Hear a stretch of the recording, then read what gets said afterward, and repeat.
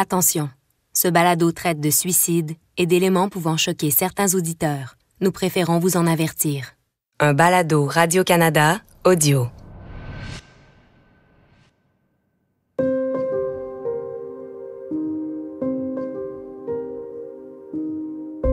Dans les études philosophiques, l'esprit humain, imitant la marche des astres, doit suivre une courbe qui le ramène à son point de départ. Conclure, c'est fermer un cercle. J'ai lu ça dans Les paradis artificiels de Baudelaire. Ça fait maintenant plus qu'1 an que je travaille sur le balado.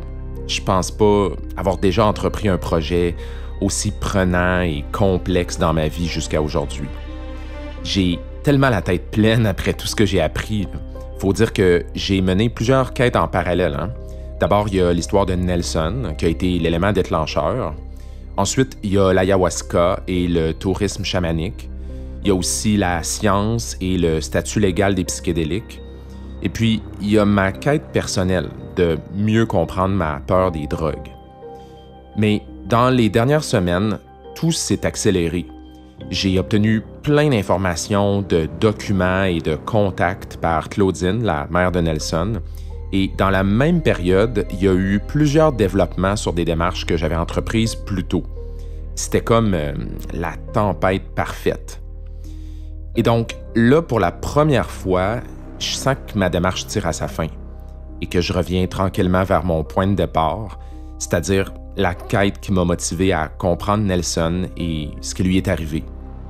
Je sens que ça va bientôt être le temps de conclure, de boucler les boucles et, en imitant la marche des astres, de fermer les cercles que j'ai ouverts.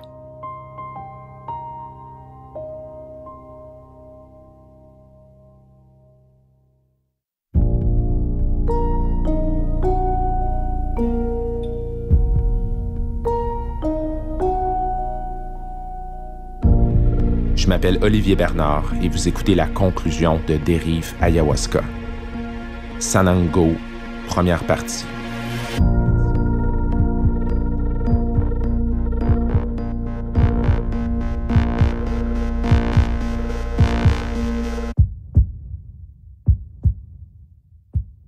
J'avais déjà participé à 21 cérémonies avant d'arriver au centre RHC. Ensuite, j'en ai fait une autre là-bas, puis là, le propriétaire m'a approché puis il m'a dit « T'as un don, t'es vraiment forte, donc j'aimerais ça que tu viennes travailler ici au centre. » Elle, c'est Louisa, ex-facilitatrice au Rainforest Healing Center, le centre chamanique où Nelson est décédé. C'est pas son vrai nom ni sa vraie voix parce qu'elle nous a demandé l'anonymat. Et on a accepté parce que son témoignage a pu être corroboré par plusieurs sources. Bref, ce que vous allez entendre, c'est une comédienne qui interprète ses répliques. Comment j'ai trouvé Louisa? C'est un peu compliqué. Disons que j'ai rapiécé des bouts de commentaires trouvés à gauche et à droite sur Internet, où son nom était partiellement visible. Et ensuite, j'ai écrit au hasard à plein de gens sur Facebook dont le nom ressemblait à ça, jusqu'à ce que je tombe sur la bonne. Quand il m'a proposé ça, j'ai fait genre « Wow! » J'étais super excitée. En fait, je pleurais de joie. C'était son rêve de devenir facilitatrice. Mais la réalité qui l'attendait s'est avérée très différente de comment elle l'avait imaginé. À chaque semaine, je partais toute seule dans la jungle. Je marchais pendant 50 minutes dans la boue toute seule, puis je me rendais à Iquitos. On avait un point de rencontre avec les touristes dans un restaurant. Et à partir de ce moment-là, 100% du temps de Louisa était consacré aux voyageurs. J'étais responsable de, contrôler un peu la conversation pour que tout le monde reste positif. Donc, j'étais avec eux à chaque repas, au lieu de prendre une pause puis de manger moi-même. Puis aussi, la nourriture était toujours en quantité limitée parce que tout devait être amené d'Iquitos et puis la priorité, c'était les clients. Donc ça, c'est une autre chose. C'est que souvent, on mangeait pas assez de calories pour la quantité de travail qu'on avait à faire. Chaque jour, elle devait passer environ 45 minutes individuellement avec chacun des touristes pour discuter de leurs intentions, c'est-à-dire leurs objectifs en lien avec l'ayahuasca.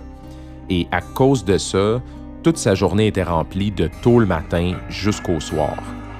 Mais ensuite, c'était loin d'être fini, parce que c'est là que le gros travail commençait. Les cérémonies d'ayahuasca. J'étais avec eux pendant toutes les cérémonies, je les aidais quand ils se purgeaient puis qu'ils vomissaient, puis ça peut être assez intense. On n'avait pas le droit de partir avant la fin de la cérémonie parce que souvent, ça dure jusqu'à 4 heures ou 5 heures ou 6 heures du matin. Donc, il fallait que je dorme par terre en travers de la porte pour que personne puisse sortir puis aller se perdre dans le jungle ou quelque chose comme ça, là.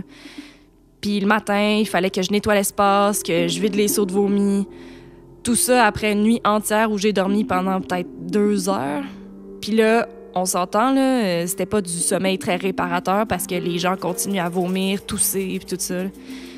Puis ensuite, c'est ça, là, le matin, j'allais prendre une douche puis j'allais m'asseoir avec eux pendant qu'ils déjeunaient. Donc, tout recommençait du début. Fait que ça recommence toujours, encore et encore.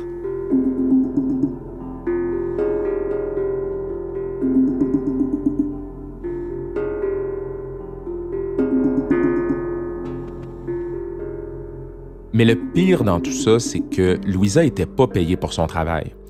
En fait, elle devait payer elle-même des milliers de dollars pour sa formation là-bas. J'étais considérée comme une bénévole, mais finalement, pendant les 3 premiers mois, c'était moi qui devais payer pour apprendre avec le chaman. Donc, c'est comme être un mélange de femme de ménage, de thérapeute puis d'infirmière, tout ça gratuitement. Mais le pire, c'est qu'on sentait pas que notre travail là-bas était apprécié. Ils nous disaient toujours qu'on pourrait en faire plus. Je tiens à préciser ici que c'est pas juste Louisa qui décrit son expérience de cette façon-là. Je vais y revenir plus tard, mais sachez que j'ai obtenu des témoignages très similaires auprès d'autres ex-employés du centre. Et puis, c'est aussi ce que Nelson semble avoir vécu. Nelson s'est fait dire la même affaire, là, qu'il avait pas assez d'argent pour lui, selon ce que j'ai su. J'ai obtenu des copies de messages textes que Nelson avait écrits alors qu'il était au Pérou, qui confirment tout ça. Il dit que le centre se portait mal, que certaines retraites avaient dû être annulées par manque de clients et qu'à cause de ça, il n'était pas payé.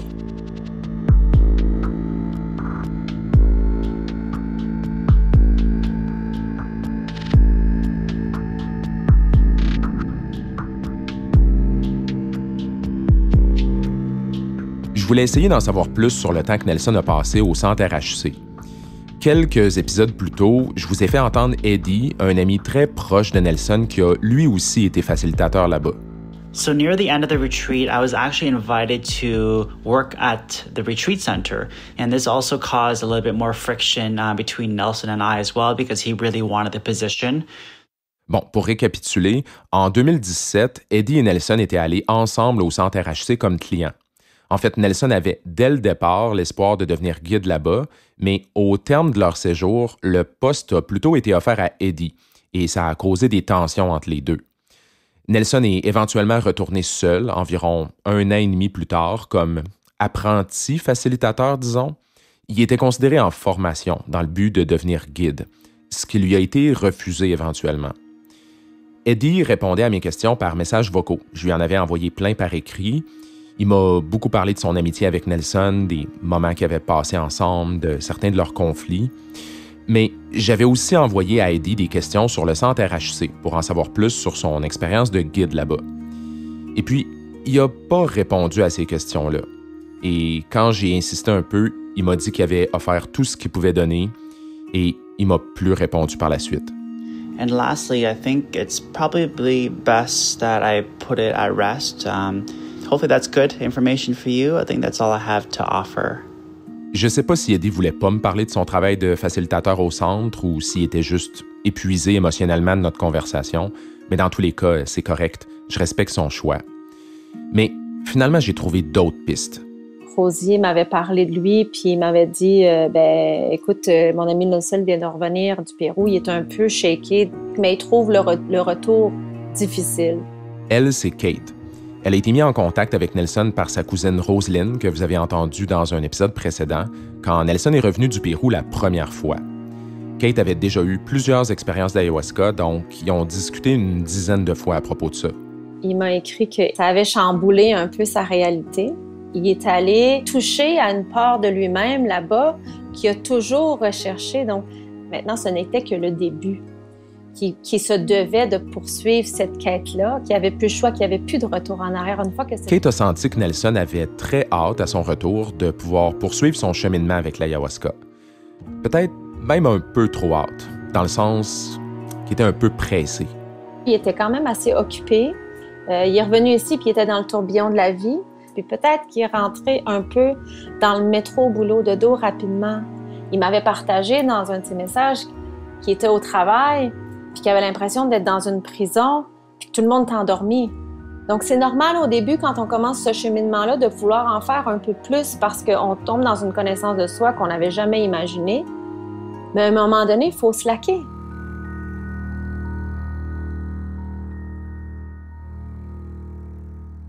Je vous rappelle qu'en environ 1 an et demi, entre ses 2 voyages au Pérou, Nelson a participé à 4 à 5 cérémonies d'ayahuasca en Ontario.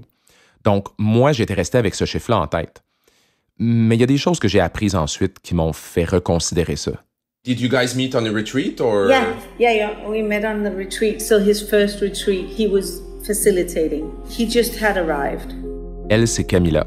Je l'ai trouvée grâce à des messages textes dans le cellulaire de Nelson. Elle a visité le centre RHC comme cliente en février 2019 et elle faisait partie du tout premier groupe que Nelson avait accompagné comme facilitateur. En parallèle avec les cérémonies, ça a cliqué amicalement entre les deux et ils ont même commencé à travailler sur un projet d'affaires ensemble. He was very grounded, he was very calm, he was very loving, he didn't feel suicidal, he was very happy for life. Selon elle, Nelson allait super bien à ce moment-là.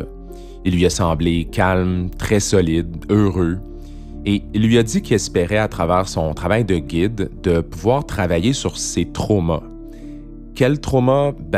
Il lui a nommé 3 choses. La difficulté d'avoir été un jeune homosexuel dans le petit village où il a grandi, le suicide de son ex-copain Eric, et aussi sa relation actuelle qui semblait impossible. Bref, depuis le début du balado que je me demande ce qui tourmentait autant Nelson. Finalement, c'était apparemment un mélange de tout ça. Nelson a aussi dit à Camilla qu'il voulait accélérer dans son cheminement pour devenir guérisseur, qu'il avait acquis beaucoup d'expérience avec l'ayahuasca, qu'il en avait bu très souvent. Et le chiffre qu'il lui a cité m'a complètement déconcerté. From what I understood, he'd done ayahuasca maybe 45 times or 40 or 50 times or something. So 40 à 50 fois. Je sais pas si c'était vrai. Peut-être que Nelson a embelli le chiffre pour pas nuire à sa crédibilité au centre, surtout qu'il voulait avoir un emploi permanent là-bas, mais si c'est vrai, en aussi peu de temps, ça me semble énorme.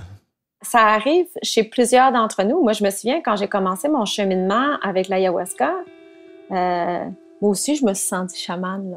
Puis c'est important quand on va faire ces processus personnels-là, de prendre un temps pour décanter après, de prendre un temps pour intégrer l'expérience. Puis ça, ce n'est pas assez véhiculé dans cette communauté-là. J'ai certaines cérémonies que je me disais, j'allais bien mieux avant ma cérémonie. C'est parce qu'il y a des choses qui ont été soulevées, puis des fois, c'est difficile d'intégrer ça. Ça prend un temps. Penses-tu que Nelson il était un peu là aussi quand il est revenu au début, qu'il voulait comme faire ça vite, puis faire plein de cérémonies d'ayahuasca, puis qu'il avait besoin, c'est peut-être de ralentir? Je ne peux pas parler pour lui, mais c'est un processus qui est normal quand on commence sur ce chemin-là, parce qu'on est tellement émerveillé par ce qu'on découvre qu'on a envie d'en refaire et d'en refaire et d'en refaire. Écoute, c'est un gars qui voulait tout savoir, tout connaître ici maintenant, puis qui était hyper intelligent, puis qui comprenait tout vraiment, qui assimilait tout vraiment rapidement. Donc, ça ne me surprendrait pas qu'il était sur cette voie-là.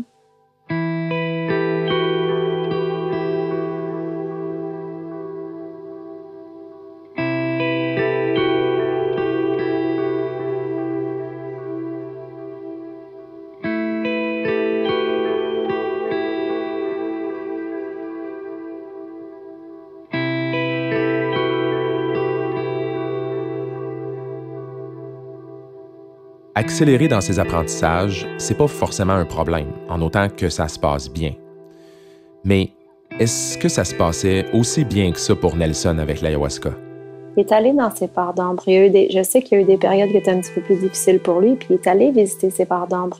Quand j'ai parlé à Dave, le chaman canadien avec qui Nelson en avait pris pour la première fois, j'ai appris que cette expérience-là avait été extrêmement difficile pour lui. Le pire moment de sa vie, apparemment. Et il avait dû être retiré de la cérémonie. Sauf que Ce que j'ai appris par la suite, c'est que c'est pas juste sa première expérience qui s'était mal passée. J'ai parlé avec la facilitatrice qui s'était occupée du groupe de Nelson quand il était venu comme client la première fois.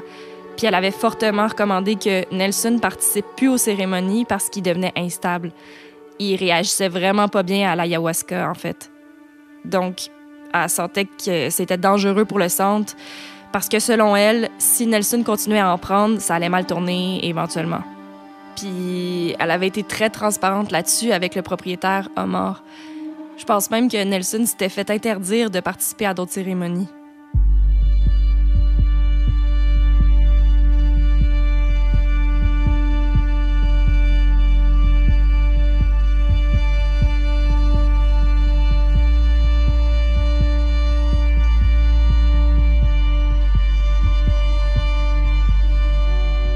Bon, ici, on pourrait toujours se dire que tout ça, c'est de la spéculation, des oui-dire. Sauf que Louisa m'a donné le nom de la facilitatrice en question, ex-facilitatrice en fait, parce qu'elle aussi a quitté le centre éventuellement. Elle savait pas comment la contacter par contre. J'avais juste son nom. Mais ensuite, j'ai aperçu le même nom sur un des documents que Claudine, la mère de Nelson, m'avait remis. Elle, je la cherche depuis longtemps. Je la cherche, elle, depuis longtemps. Ben, si tu veux ces témoignages, là, tiens. Oh my God! J'ai tout ça. Écoute, appelons-la Ruth. Elle aussi a demandé l'anonymat. Quand Nelson est décédé, Ruth a écrit un long message à la mère de Nelson. J'ai pu correspondre avec elle, moi aussi, par la suite, pour confirmer tout ça. Je vous lis une partie de son témoignage. « Voici ce dont j'ai été témoin lorsque Nelson a bu de l'ayahuasca en 2017. Nelson a commencé à émettre des sons étranges comme ceux d'un animal dès sa première dose. Il a commencé à battre des bras et à se jeter partout. Quand j'ai dit son nom, il a répondu d'une voix qui ne lui ressemblait pas. Il a dit « Qui est Nelson ?» Puis, il a commencé à se jeter partout encore plus violemment et il a commencé à me mordre et à déchirer mes vêtements. Il a fallu 5 personnes pour le maîtriser et après que nous lui ayons versé de l'eau dessus, il est redevenu lui-même. Le lendemain, Nelson n'avait aucun souvenir de ce qui s'était passé. Non seulement il n'en avait aucun souvenir, mais il m'a dit qu'il avait eu une belle expérience et que c'était incroyablement curatif. Néanmoins, je lui ai dit qu'il ne pouvait plus boire à cause de sa réaction et il a accepté ma décision.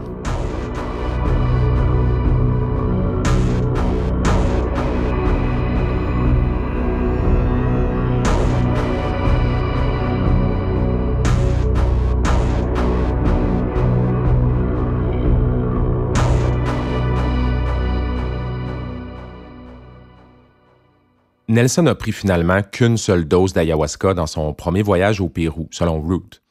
Elle lui a interdit de participer aux autres cérémonies et Omar, le propriétaire du centre chamanique, était au courant de sa décision.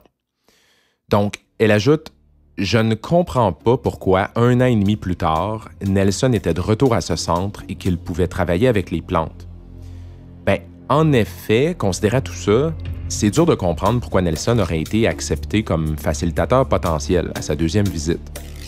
D'ailleurs, dans la lettre qu'Omar avait écrite à Claudine, la mère de Nelson, il disait qu'en son absence, et surtout en l'absence d'un chaman sur les lieux, les facilitateurs n'étaient pas supposés se faire leur propre cérémonie. Mais il admettait que même s'ils leur demandent de ne pas en faire, ils en faisaient quand même des fois. Donc, moi, j'étais resté avec l'idée qu'il n'y avait pas de chaman sur les lieux quand l'incident s'est produit. Mais en discutant avec Louisa, j'ai réalisé que c'était pas tout à fait vrai. Je sais pas si t'es au courant de ce que je m'apprête à dire, mais Nelson il était en train de faire une diète quand c'est arrivé. Il commençait une diète avec un chaman qui devait avoir peut-être 17 ou 18 ans dans le temps. Il s'appelait Léo. Ouais, Léo, c'est ça. Il était vraiment gentil, mais il était vraiment jeune. Quand elle m'a dit le mot diète, sur le coup, je pensais que c'était la diète alimentaire. Vous savez, les aliments qu'il ne faut pas manger avant de prendre l'ayahuasca, là? Mais finalement, non. C'est d'un autre type de diète dont elle parlait. Quand tu dis que Nelson commençait une diète, c'est quoi une diète exactement? Une diète, c'est vraiment quelque chose de beau puis fascinant. Ça fait partie du cheminement pour devenir un chaman dans la culture amazonienne. OK, donc elle m'a expliqué en détail ce que c'est et j'ai fait beaucoup de lectures là-dessus par la suite, donc je vous explique. Une plant diet ou diète de plantes dans la tradition chamanique, ça consiste à s'isoler pendant plusieurs jours ou même plusieurs semaines dans une cabane et de consommer à chaque jour une préparation de plantes hallucinogènes. Ça peut être de l'ayahuasca, mais il y a aussi plusieurs autres breuvages de plantes qu'ils appellent des plantes professeurs ou des plantes maîtresses. Le chaman en consomme jusqu'à ce que l'esprit de la plante vienne le visiter dans ses rêves et lui annonce qu'elle lui accorde sa force et sa sagesse. Bon, vous comprendrez qu'une diète, c'est quelque chose d'extrêmement exigeant, là, physiquement et psychologiquement. Le futur chaman mange très peu pendant toute l'expérience et puis toute son énergie est consacrée à résister, si on veut, aux hallucinations intenses qu'il va vivre à longueur de journée. Donc, selon Louisa, Nelson avait l'intention de faire une diète du genre durant son séjour au centre, entre deux groupes de touristes qui facilitaient. Et je dois vous dire que cette information-là, j'ai pu la confirmer auprès de plusieurs personnes, dont Ruth, qui m'a dit la même chose. En fait, Nelson en avait même parlé à sa mère. Ben Nelson, il se payait ça pour son cadeau de fête de ses 33 ans. Il dit, tu sais, tu seras pas capable de me rejoindre à ma fête, mamie, parce que je vais être 10 jours isolée là, dans ma tambo. Là. OK, vous avez dit que c'était son intention de faire une diète? Oui, avant de partir. Il faisait une retraite de 10 jours.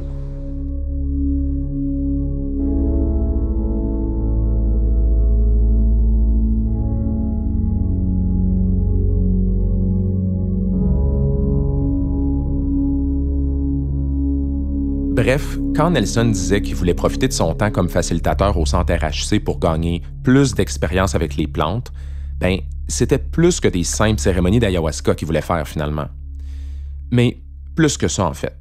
La diète que Nelson voulait faire, c'était apparemment même pas avec l'ayahuasca.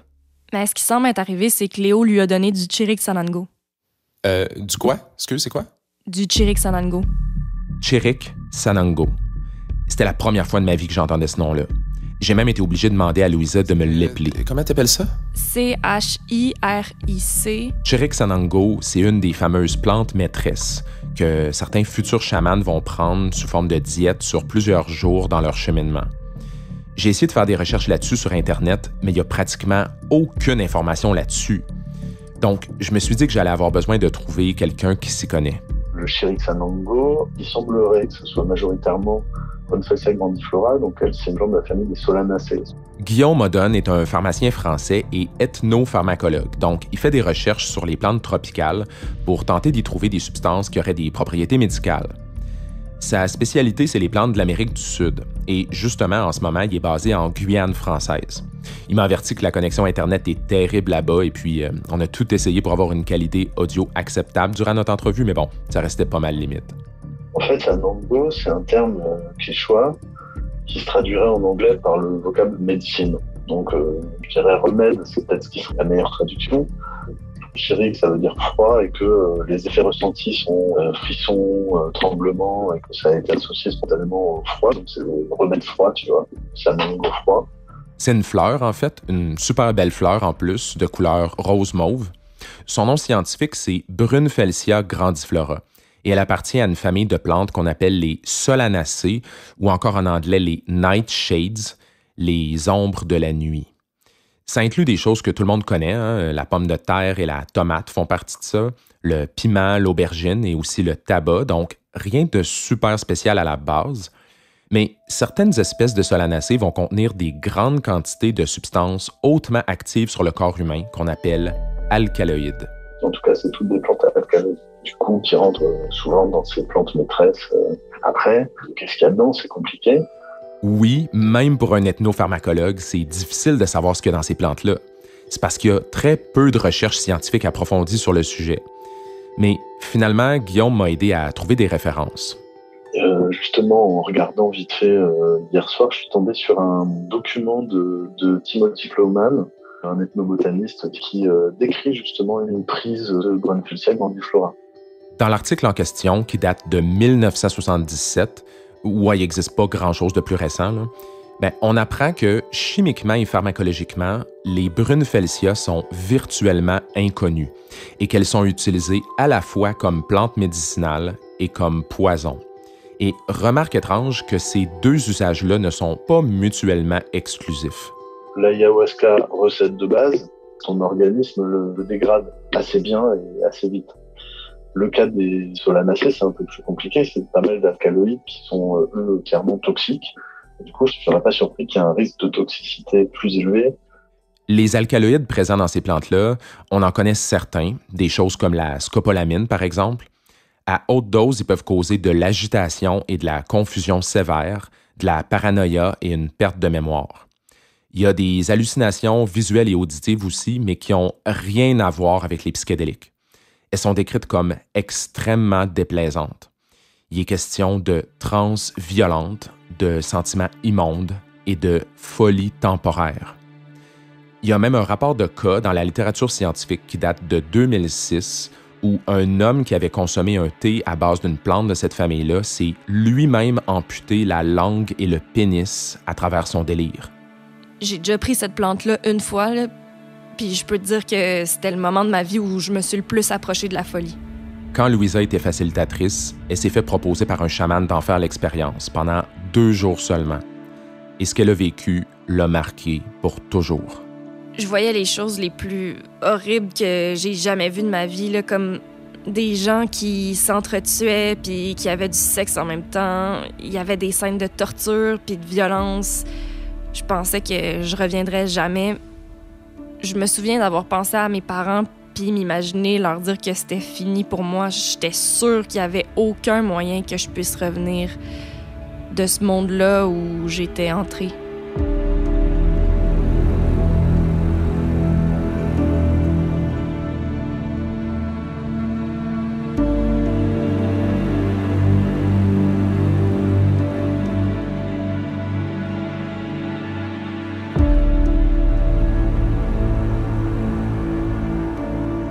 Bref, le Chiricsanango, ça fait partie d'une famille de plantes extrêmement dangereuses.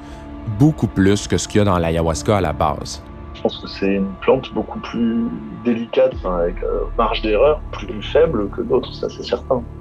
Un des problèmes d'ailleurs, c'est qu'une toute petite variation ou erreur de dose peut faire une immense différence dans l'effet final. Et il s'adonne que la quantité d'alcaloïdes va varier beaucoup d'une plante à l'autre, ou encore d'une feuille à l'autre à l'intérieur d'une même plante.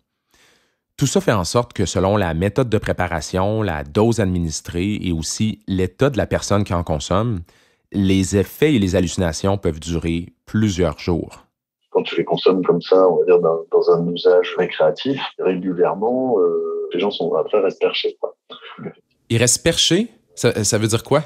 C'est une expression française de toxicomanie récréative. Être perché, c'est être high, mais à un point où tu ne redescends plus. En tout cas, pendant un certain temps. OK, donc c'est une sorte d'état presque psychotique, autrement dit? Ouais, c'est ça. On dit d'un gars qui a pris un truc trop élevé et qui reste après bloqué pendant 4, 5, 6 jours qu'il est perché. 6 jours. Ça, c'est la durée pendant laquelle Nelson serait resté en isolement dans sa hutte avant d'en sortir et de s'enlever la vie, dans la version des faits offerte par Omar, le propriétaire du centre. Pourquoi je souligne ça? Parce que selon Omar, le décès de Nelson n'a rien à voir avec les plantes et les cérémonies chamaniques. Selon lui, Nelson aurait pris de l'ayahuasca une seule fois et 6 jours plus tard, alors qu'il n'y avait plus de traces d'ayahuasca dans son sang, il s'est enlevé la vie avec un couteau dans la cuisine. Sauf que là, j'ai une autre version possible des faits. Une version qui m'est proposée par 3 personnes. La première, c'est Louisa. La deuxième, c'est une autre ex-employée du centre RHC qui a elle aussi demandé l'anonymat. Et la troisième personne, c'est Omar Gomez lui-même. Parce que dans sa lettre à la mère de Nelson, il confirme que Nelson avait demandé à Léo de faire une diète de Chiricsanango.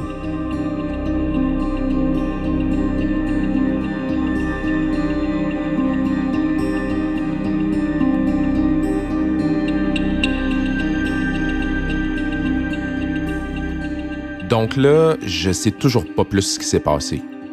Est-ce que Nelson a pris de l'ayahuasca, qui l'a fait tomber dans un état psychotique, ou est-ce qu'il a pris du Chiricsanango, une plante beaucoup plus dangereuse, comme c'était son intention? Et puis aussi, quand est-ce qu'il a pris ces plantes-là? Omar Gomez affirme que Nelson a pris une dose d'ayahuasca 6 jours avant de s'enlever la vie, mais qu'ensuite, il était plus sous l'effet des hallucinogènes. Mais même si c'est vrai, est-ce que ça se pourrait que Nelson soit resté perché, pris dans un état instable psychologiquement pendant plusieurs jours, tout ça empiré et accéléré par le manque de repos, de sommeil et de nourriture qui était caractéristique chez les facilitateurs?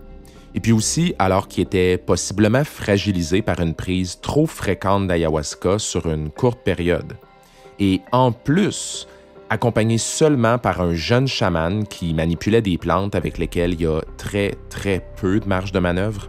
Si tu fais une diète comme ça avec un chaman qui n'a pas assez d'expérience, ou si tu reçois une dose trop élevée, ou si t'es pas assez solide, ou si t'es épuisé, je veux dire, c'est une plante extrêmement puissante, vraiment imprévisible aussi, là. Puis à ma connaissance, tout ça s'est fait dans le dos de mort. Il était pas au courant. Je veux être super clair ici, donc mon questionnement, c'est le suivant. Même si la version du Rainforest Healing Center est tout à fait vraie, et je veux bien le croire, là, mais est-ce que ça se pourrait que Nelson se soit quand même poignardé à cause des hallucinogènes? Parce que j'y pense, là, les alcaloïdes du Chirixalango, c'est pas les mêmes que ceux de l'ayahuasca. Donc, quand Omar Gomez dit que des analyses sanguines ont confirmé que Nelson n'avait pas de traces de plantes hallucinogènes dans son sang, ben, ça dépend de ce qui a été testé. J'ai jamais vu le rapport des analyses en question, donc c'est dur à dire, mais si on teste pour de l'ayahuasca ou d'autres psychédéliques, mais que la personne a pris une autre plante complètement différente, sans hallucinogène bien connu, ben le test va revenir négatif. Sauf que ça veut rien dire. Il me reste encore du travail si je veux essayer de creuser un peu plus de ce côté-là, mais c'est une hypothèse qui me semble de plus en plus solide en tout cas.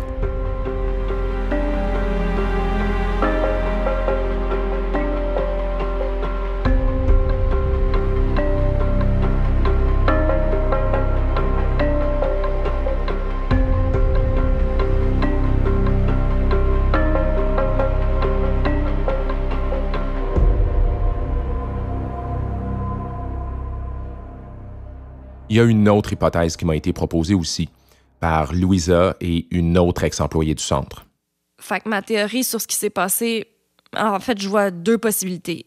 Soit il s'est infligé des blessures dans un moment où il avait perdu contact avec la réalité parce que la dose qu'il avait reçue était trop forte, ou plus que ce qu'il pouvait tolérer. Ou bien encore, soit quelqu'un au centre a paniqué quand il est devenu fou, puis les coups de couteau, c'était de la légitime défense. Je comprends pourquoi elles évoquaient cette possibilité-là. Faut dire que c'est exactement ce qui s'est produit pour le Canadien Joshua Stevens, qui a poignardé un homme en psychose en 2015. Un des décès les plus médiatisés en lien avec l'ayahuasca, qui avait d'ailleurs inspiré la série District 31, mon point de départ. That's when I made the decision to stab him once in the stomach. Donc, c'est à ce moment-là que je me suis plongé dans les documents que Claudine, la mère de Nelson, avait obtenus par l'ambassade du Canada au Pérou après son retour au Québec. Il y avait le rapport d'hôpital, le rapport d'autopsie et un rapport de police. Tout était en espagnol, donc je les ai fait traduire. Diagnosticos, post-trauma abdominal abierto por fallecimiento de ciudadano extranjero de nacionalidad canadiense. Informe médico de paciente fallecido Nelson Deschenes. J'étais pas mal fébrile de voir ce que j'apprendrais. J'étais sûr qu'il y avait des petits détails là-dedans qui permettraient de mieux comprendre ce qui s'est passé. Mais finalement, ça a juste été une série de déceptions. Prenez les rapports d'hôpital et d'autopsie. Si on était dans une série télé policière en ce moment, ben sûrement que je lirais quelque chose d'excitant comme la plaie indique une entrée d'arme blanche en provenance de la droite, cohérente avec le fait que le défunt était droitier. Bon, vous voyez le genre, là. Mais il n'y a rien de la sorte. C'est vraiment pas une enquête, ces rapports-là, c'est juste des observations comme l'emplacement, la taille et la couleur de l'ensemble des organes et des blessures, mais sans interprétation. Et c'est la même chose pour le rapport de police. C'est juste un résumé extrêmement général des événements du point de vue de la police, qui dit en gros On a été informé qu'un touriste était à l'hôpital, on s'est rendu sur place, on a parlé au médecin et puis finalement on a amené le corps à la morgue pour l'autopsie. C'est tout. Moi, je m'attendais à ce que ça parle des entrevues que la police a faites, qui a été questionné, etc. Mais la seule chose qui est mentionnée en lien avec le centre chamanique, c'est la phrase suivante. Le citoyen canadien était accompagné par Christina, la même personne qui a raconté comment les faits se sont produits. Je vous rappelle que Christina, c'est le bras droit du propriétaire du centre. C'est aussi elle qui a dit à Claudine avoir trouvé Nelson nu dans la jungle, une version des faits qui n'a jamais été réentendue par la suite. Bref, le rapport de police me laisse croire qu'il n'y a pas eu d'enquête approfondie, en fait. Christina a dit au médecin de l'hôpital puis aux policiers que Nelson s'était poignardé, donc c'est ce qu'on retrouve ensuite dans les documents. Blessure auto-infligée égale suicide. Je dois aussi préciser que l'hypothèse comme quoi Nelson aurait pu être blessé par quelqu'un en légitime défense, j'ai absolument rien trouvé qui me permettrait de croire que c'est ça qui s'est passé. Bref, j'ai rien appris de nouveau dans ces documents-là, et puis j'avais épuisé toutes mes options pour obtenir plus de détails sur les événements. Toutes mes options, sauf une. Il y a quelques semaines, j'ai écrit au Rainforest Healing Center, le centre où Nelson est décédé. Je leur ai parlé de la série, de mes objectifs. J'ai pas eu de réponse pendant un bon bout de temps, puis pour être honnête, j'avais pas vraiment espoir d'en obtenir une. Mais là, je viens de recevoir une réponse de Omar Gomez, le propriétaire du centre. Une réponse très méfiante qui m'a laissé croire au début qu'il voulait rien savoir de ma demande. Mais après quelques échanges, pour la toute première fois, il a accepté de parler de ce qui s'est passé. Le cercle se referme un peu plus.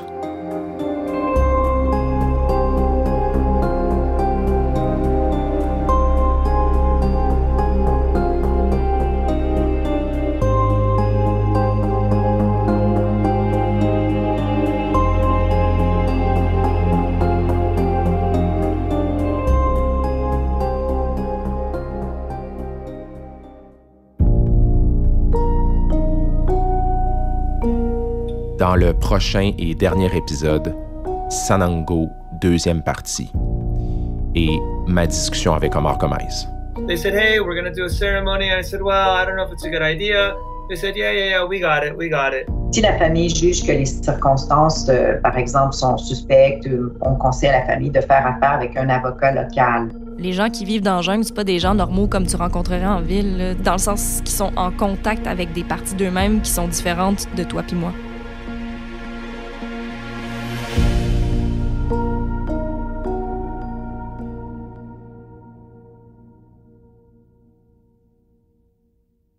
Écoutez les meilleurs balados sur l'application Radio-Canada Audio.